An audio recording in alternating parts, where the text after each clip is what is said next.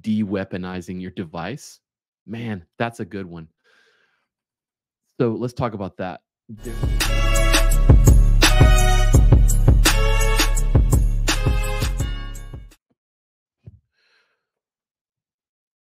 All right, so along that line of trying to find something out there on social media, in this case, Instagram, that's, you know, whatever, and trying to take it, internalize it, learn from it, and then act on it. Here's a good one from Live Your Impossible. I don't follow them. I will after this, but this shows up on my, stuff that you should like feed. And this one's pretty cool. 9 minimalist habits that will save 1,000 plus hours of your life. Nice, nice headline you got there. But some of these are pretty good. Get rid of one thing every day, just one thing every day, as many days as you could do in a row. That's pretty cool. I know I kind of am a hoarder to a certain degree. I'm not like one of those hoarders from TV shows that have the scary, stacks of garbage and things in their house and freaky.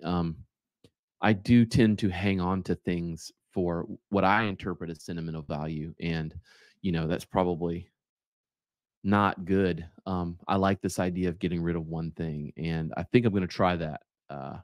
Get rid of one thing every day. Like I've got a bad shoe problem. I like new clean shoes, and I have like 2 tubs of like shoes that I don't wear anymore. So I could definitely donate those things. Um, that's a good one. Buy high quality things. I agree with this. There are things out there like what Temu and Wish and all this cheap stuff from overseas. We're in America here. Yeah, cheap is almost always more expensive because you're gonna buy something cheap, you're gonna have to buy it 2 or 3 times instead of just buying something nice and taking care of it. That's something my dad always taught me. I think most dads teach their kids to buy nice. It doesn't have to be expensive, but quality, and take care of it. It will last you longer than 10 cheaper knockoff versions of the same thing. That's just good advice. Build a capsule wardrobe. I've never heard of this. But a small group of things that can be easily mixed and matched. I think this, I don't know. I kind of do this, but it's, with me, it's just like black t-shirts and the same type of pants. So I guess I kind of do this. I don't necessarily do it on purpose, but that's a good one. If you have stuff everywhere, that's a good idea. Along with the other one and this one, something I learned that I do is at the beginning of each season in my closet, I will take the clothes that I hang up. I will take all my clothes. I've been doing this for about 3 years now, and I'm down to like an eighth of what I used to have. You take everything and you turn it around and sort of reverse. Instead of the hanger going that way, the hanger goes this way. So you have to get it out a little bit more difficult. And so at the end of the season, everything that's turned around with the, when you wear it and you put it back with the thing that way. And at the end of the season, everything that's turned that way, you keep, and everything that's still that way, you donate or get rid of. That's a cool way to look at that. Have an idea capture system. I do this a lot. This is cool. I have like a bunch of little notes apps and things, and just write that stuff down. There's other, Evernote is an app. I think Mac OS is coming out with an idea notes app or whatever update. There's lots of technology. Nothing beats just a notebook. And I kind of do that digitally. I just have like a big text file, but this is a good one. So, you just keep writing those things down, those ideas and things. Unsubscribing from email. Yeah, there's a cool service called Unrollme. Oh, there it's in the thing here, unroll.me. I've been using that. It is great. It cleans my inbox so much, and it lets me cordon, the marketing salesy things and the things, actually newsletters and things that I actually want to look at, but I don't need to look at every day. It'll kind of do that for me, and it's very useful, and I recommend it. Streamlining your finances. This is another one. In any cases where you can, put those credit card payments or whatever on auto. So if you forget, it still happens.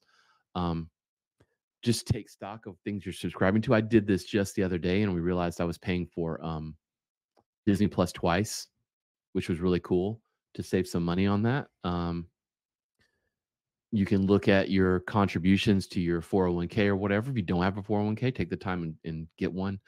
So those type of things. Just you know, you don't have to. A lot of people are gonna like want to try to go and do all of this at one time. You can just do like one thing a week. And if you take that like Kaizen approach to it and doing like that one thing, just get that one thing done that week or whatever.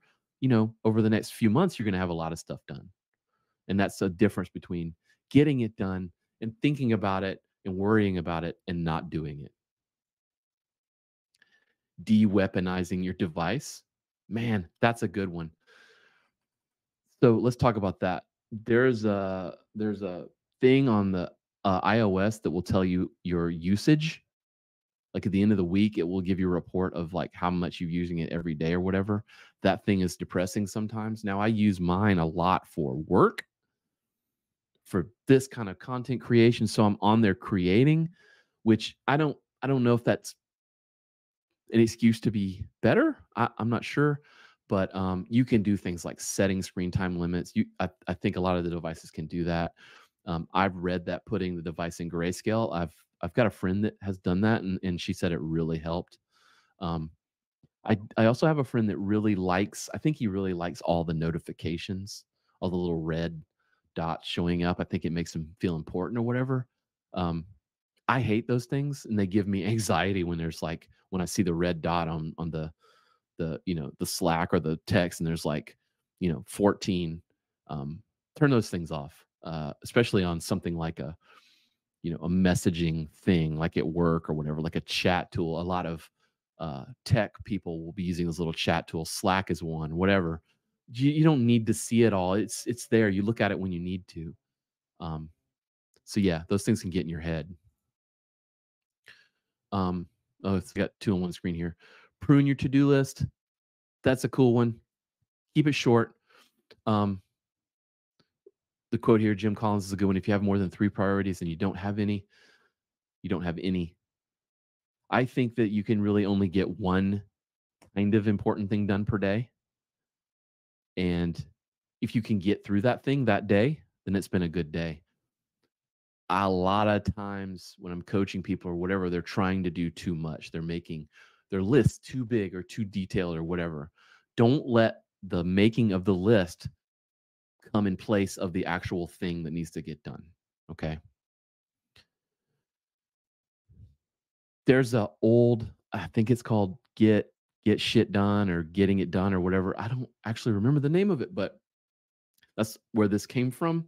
There's a 2-minute rule, and it's sort of like when you're looking at things to do, you have triage and you have do it later.